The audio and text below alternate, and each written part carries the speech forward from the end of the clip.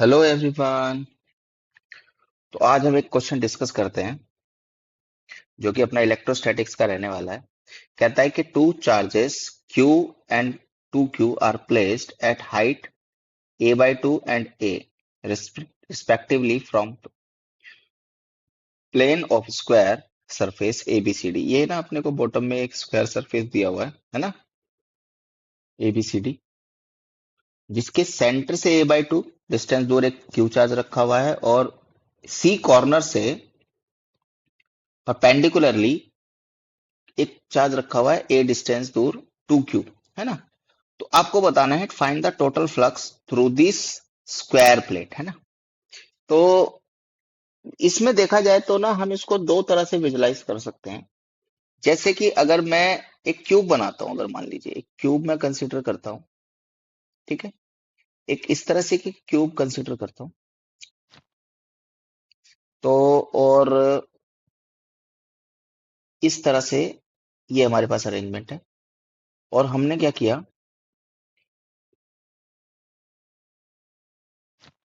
ठीक है, इस तरह से मैं एक क्यूब को करके ऐसे क्यूब का अरेंजमेंट बना लिया मैंने। मैंने क्या किया, एक इस तरह से मैंने एक अरेंजमेंट बना लिया,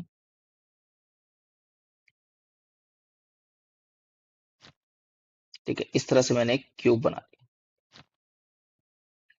तो ये जो क्यूब है, इसमें ये जो ये वाला सरफेस है ना, A B C और D, ये आपको दिया हुआ है।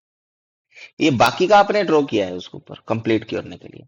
तो ये जो सेंटर से a/2 डिस्टेंस पे अगर कोई चार्ज रखा हुआ है, इसका मतलब ये चार्ज जो है सिमेट्रिकली रखा हुआ है बिल्कुल। इसके टोटल 6 फेसेस हैं। 6 के 6 फेसेस से इक्वल डिस्टेंस पे होगा कि नहीं, इस फेस से भी, इस फेस से भी, इस फेस से भी, आगे से भी और बैकवर्ड से।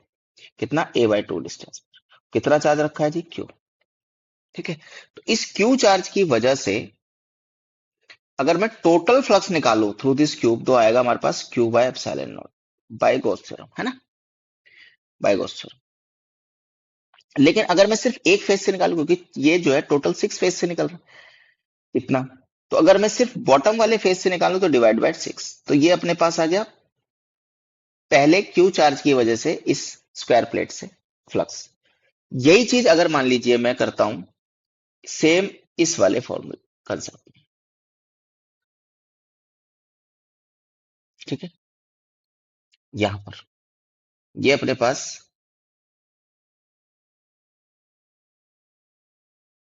ठीक है। तो और ये अपन ने रब कर दिया है, इसकी अब जरूरत नहीं है कुछ भी, ठीक है। अब जो चार्ज रखा हुआ है आपका, वो कहाँ रखा हुआ है बेटा, इस सी से ए दूरी दूर, है ना, डिस्टेंस, क्योंकि अगर साइड ए है तो जाहिर सी बात है बिल्कुल कॉर्नर पे पहुंच गया। यहाँ पे 2Q रखा हुआ है। अगर यहाँ पे 2Q रखा हुआ है तो कॉर्नर के केस में हमें पता है कि इसको एनक्लोज करेंगे तो कॉर्नर के, कॉर्नर पे अगर आप चार्ज रखते हो तो एक सरफेस पे कितना पास होता है भाई, इसको तो हम याद भी रख सकते हैं, ऑलरेडी हमने किया हुआ है ये। तो सेकंड वाले चार्ज के लिए ड्यू टू, ये तो होगा ड्यू टू Q, और ये जो आप जो कैलकुलेट कर रहे हैं वो हमारा 2Q से होगा। एक कॉर्नर पे रखते हैं तो हमारे पास कितना आता है, इस क्यूब से कितना होगा, that is 2Q by 8 epsilon nought, यही होगा। ये तो हुआ थ्रू द क्यूब। लेकिन इस क्यूब से अगर आप देखें तो ये वाला फेस जो भी एडजॉइंट फेसेस हैं, एडजेसेंट फेसेस है, इनसे तो फ्लक्स कुछ पास हो नहीं होगा। जो भी होगा वो जो फार फेसेस है, एक दो और ये वाला फ्रंट, सिर्फ इन फेसेस से पास होगा। मैं अगर नेमिंग करूं नीचे वाले को, ये बॉटम, लेफ्ट और ये फ्रंट, तो लेफ्ट, बॉटम और फ्रंट फेसेस से सिर्फ पास होगा, और तीनों इक्वल डिस्टेंस पे हैं तो तीनों पे बराबर फ्लक्स पास होगा। तो एक क्यूब से इतना हो रहा है, तो इन यानी कि इन तीन फेसेस से मिला के इतना है।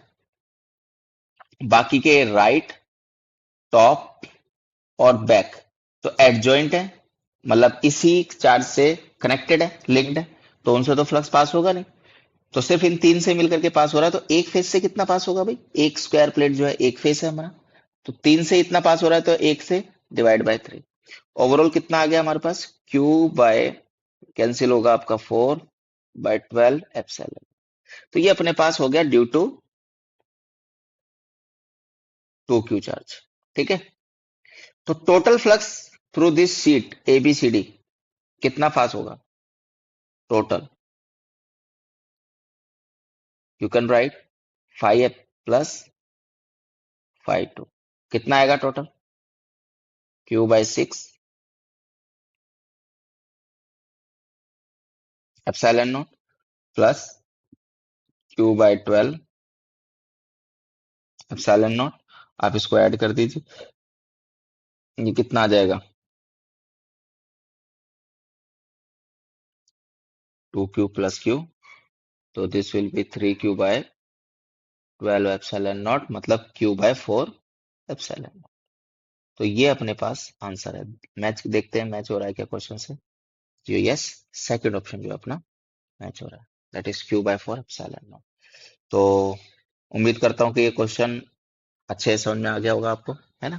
इसी तरह के क्वेश्चंस का, इसी तरह के कंसेप्ट और क्वेश्चंस को देखने के लिए हमारे चैनल से जुड़े रहिए। Thank you and all the best.